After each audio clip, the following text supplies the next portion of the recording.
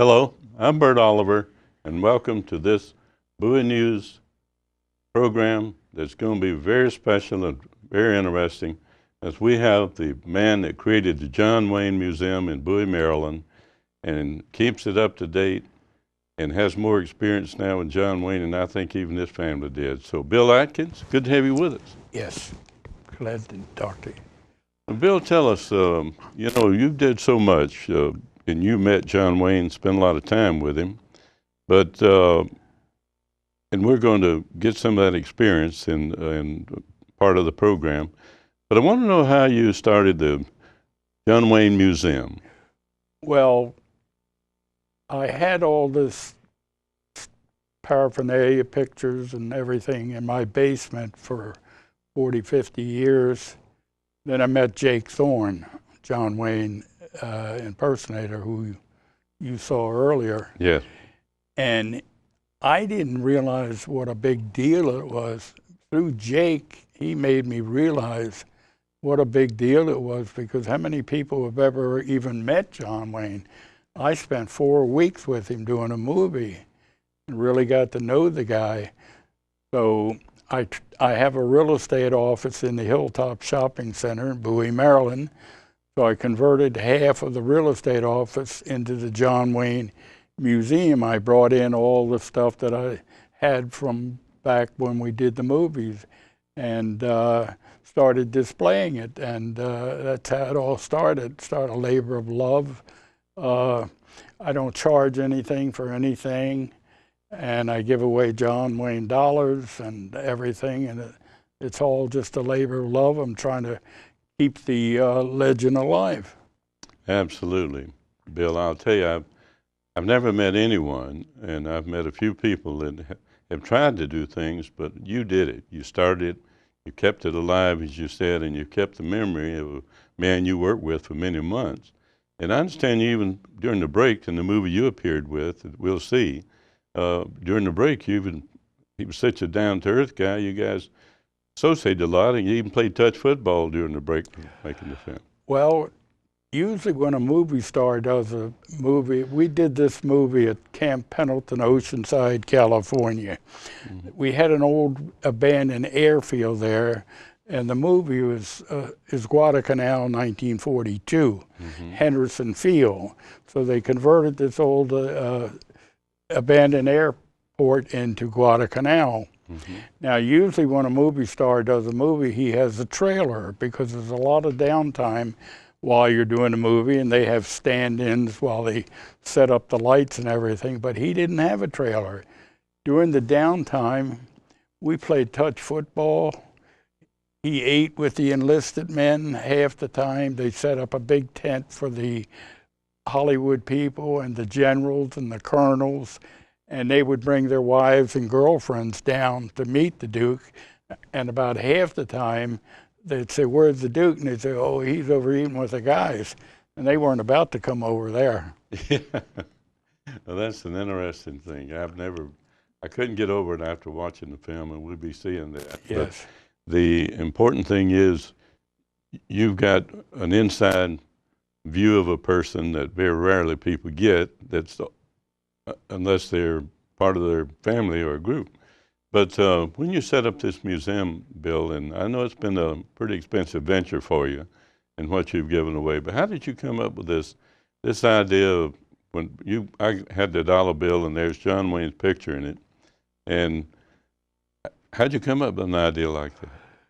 Well, I tell you what, a friend of mine was out in California, and he brought me back a dollar bill that had Obama's picture on it. And I thought, well, if you can have Obama's picture on a dollar, I'm going to put John Wayne on a dollar.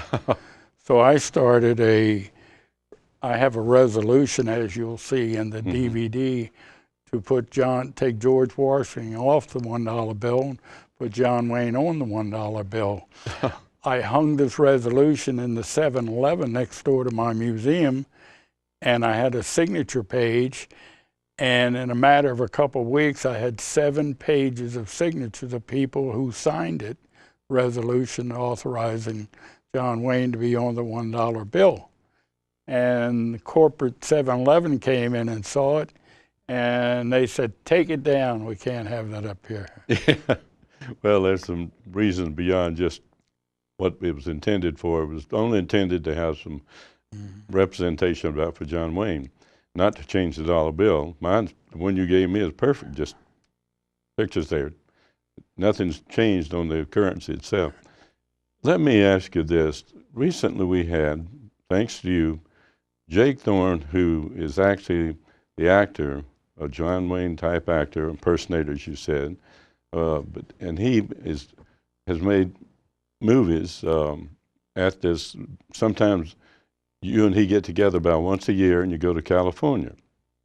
Tell me about that, your trip to California. And just recently he was here and you guys went to California. Well, Lone Pine, California is an old western town where they film most of the western movies.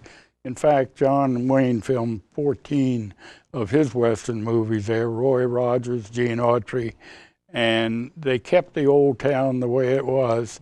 And most of the TV westerns were also filmed there. So once a year they have a film festival, and last year it was honoring John Wayne. And Jake Thorne and I were invited to go out and do a show. Jake does a 3-act play of John Wayne, the early years, the middle years, and the later years. And I'm a small part of it. During the play, he has to change costumes. And while he's changing costumes, I come out and talk to the audience. The MC asked the audience, "Did anybody here ever meet John Wayne?" And no one's ever raised their hand. And then he says, "Well, we have a gentleman here tonight who not only met him, but he spent 4 weeks making a movie with him."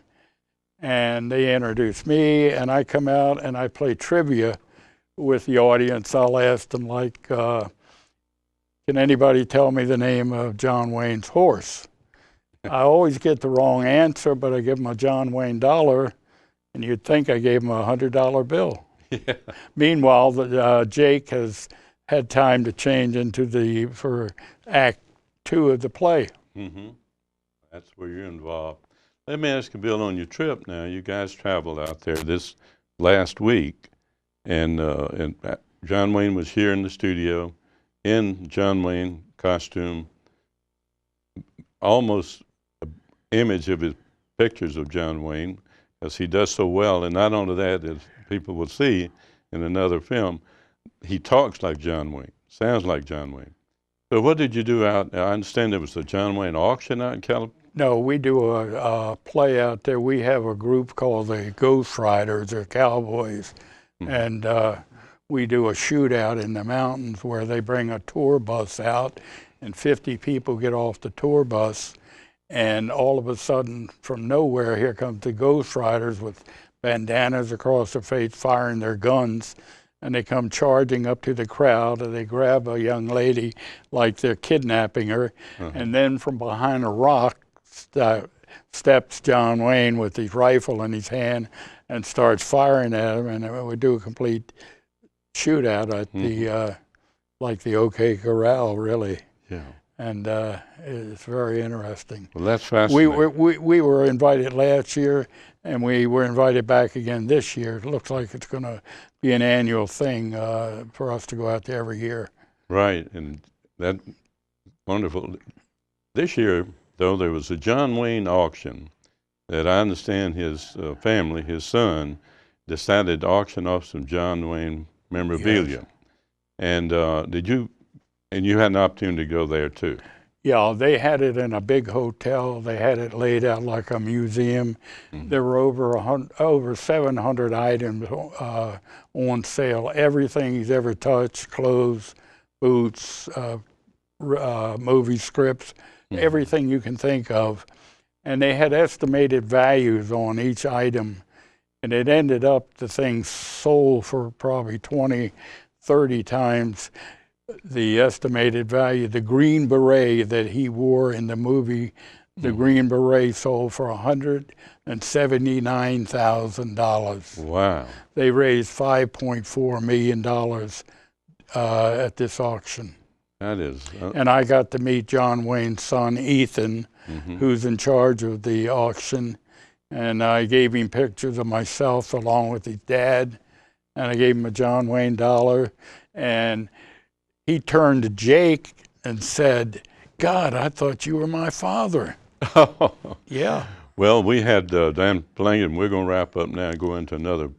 The Flying Leathernecks that you appeared in as an actor. Yeah.